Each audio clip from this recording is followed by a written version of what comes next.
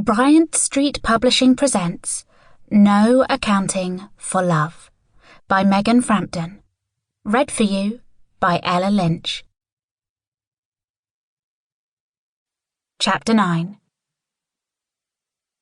The way he was looking at her, well, if looks could kill, then they could probably do other things, all of which it felt as though he was doing to her right now.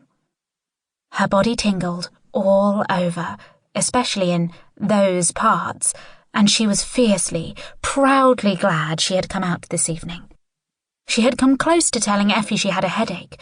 The prospect of sitting in a dark theatre while people fell in love and got what they wanted on stage was not an enjoyable one, and whatever notice she got was usually not notice she wanted.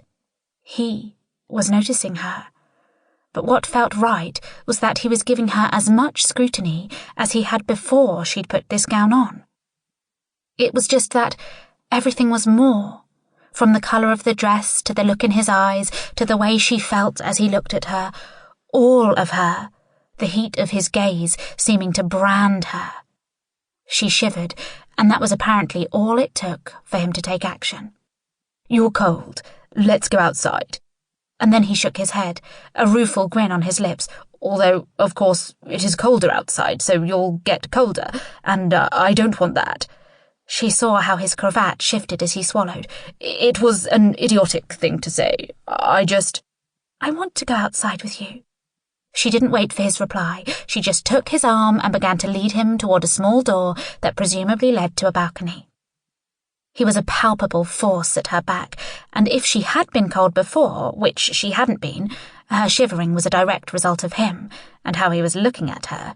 She was on fire now, her whole body feeling as though it were heating up from the inside. From those parts. That now she was beginning to think really weren't things she could ignore, never mind that a lady shouldn't think about such things. She was, and she couldn't stop.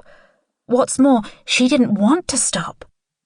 The balcony was small, and there were others leading out from other of the large windows, but nobody stood there, probably because the play was about to begin, and who wanted to miss a play? No one, thankfully, except them. "Come sit," she said, taking his hand in hers and guiding him to the small stone bench at the other end.